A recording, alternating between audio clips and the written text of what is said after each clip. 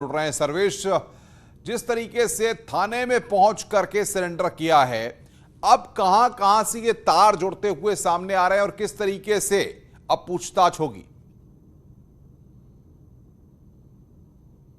महत्वपूर्ण है अनुपम की जिस तरह से दिल्ली पुलिस स्पेशल सेल और यूपी एटीएस ने 6 आतंकियों को यूपी में गिरफ्तार किया और एक बड़े आतंकी कनेक्शन का पर्दाफाश किया था और यूपी को दहलाने की जो साजिश थी उसको नाकाम किया था। उसके बाद ही ये कयास लगाए जा रहे थे कि इसमें और लोग शामिल हो सकते हैं और लगातार जो सुरक्षा एजेंसियां थी यूपी एटीएस और दिल्ली पुलिस स्पेशल सेल इस पर काम कर रही थी। और 2 दिन पहले जब डीजीपी मुकुल गोयल प्रयागराज पहुंचे थे हाईकोर्ट में एक केस के सिलसिले में, तो न्यूज 18 ने उनसे एक्सक्लूसिव बातचीत की।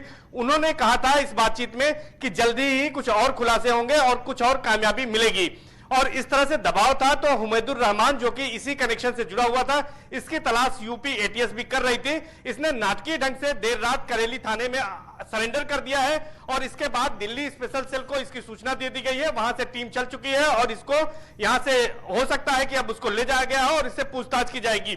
इसके बारे में यह बताया जा रहा है कि यह दिल्ली से गिरफ्तार आतंकी ओसामा का सगा चाचा है और इसका बड़ा भाई यानी ओसामा का पिता दुबई में रहता है जो कि आईएसआई का हैंडलर है और उसी के इशारे पर हुमैदुर रहमान प्रयागराज में रहकर और देश में रहकर आईएसआई की गतिविधियों को संचालित करता था और आतंकी नेटवर्क को चला रहा था। इसके बारे में यह भी कहा जा रहा है कि जीशान कमर जो कि करेली का ही रहने वाला है, वो प्रयागराज से गिरफ्तार किया गया था। उसको पाकिस्तान भेजकर ट्रेनिंग कराने में भी इसका हाथ है, उसको मोटिवेट किया था।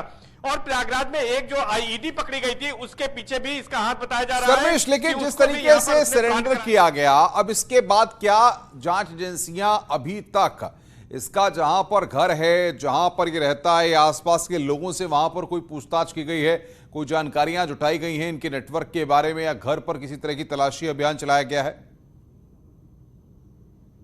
देखिए, जिस दिन गिरफ्तारी हुई थी उसके अगले दिन से ही लगातार यहां पर सुरक्षा एजेंसियां मुस्तैद हैं। एटीएस की टीम यहां पर छानबीन कर रही थी, अड़ोसियों पड़ोसियों से और इनके करीबी रिश्तेदारों से पूछ रही थी। अब आप ये जान सकते हैं कि एक ही परिवार के 3 लोगों का कनेक्शन आया है। मतलब ये साफ है कि ओसामा जो कि दिल्ली से पकड़ा गया है, उसके चाचा हुमैदुर रहमान को ने सरेंडर कर दिया है और उसके पिता दुबई में आईएसआई के हैंडलर हैं। तो एक परिवार का जो कनेक्शन है वो आया है। इसके साथ साथ जीशान को गिरफ्तार किया गया है।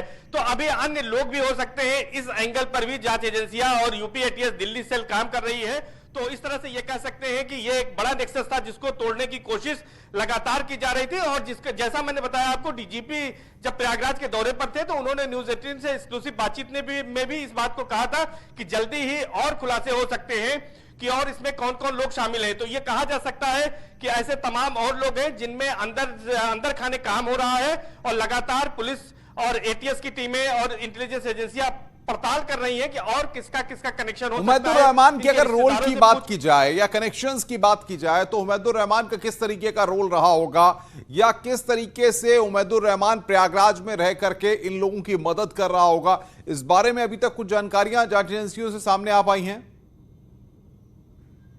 देखिए, अभी तक जो जानकारी सामने आई है वो यही बताया जा रहा है कि हुमैदुर रहमान का बड़ा भाई उबैदुर रहमान जो है, जो कि ओसामा का पिता है, वो दुबई में बैठा हुआ है। वहीं से वो नेटवर्क को संचालित कर रहा था और आईएसआई का हैंडलर है। उसी के इशारे पर वो प्रयागराज में बैठकर यहां से आतंकी गतिविधि के नेटवर्क चलाने का काम कर रहा था। जो आईईडी पकड़ी गई थी नैनी के डाडी महेवा इलाके में, उसके बारे में भी कहा जा रहा है कि उसको प्रयागराज लाने में इसकी अहम भूमिका थी। और इसके साथ ही साथ युवा जो जीशान कमर जिसकी गिरफ्तारी हुई थी, जिसको कहा जा रहा था वो खजूर के बिजनेस में था और पहले दुबई में अकाउंटेंट था और एमबीए किया हुआ है, उसको भी मोटिवेट करके पाकिस्तान ट्रेनिंग के लिए भेजने वाला यही व्यक्ति था और अपने भतीजे ओसामा को भेजने वाला यही व्यक्ति था।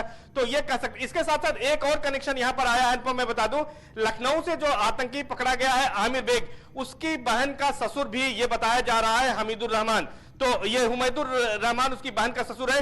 तो ये कहीं ना कहीं ये पूरा नेक्सस जो है, पूरा नेटवर्क जो है, वो आपस में रिश्तेदार भी है और ये नेटवर्क और भी बड़ा हो सकता है और भी लोग इसमें शामिल हो सकते हैं। बहुत बहुत शुक्रिया सर।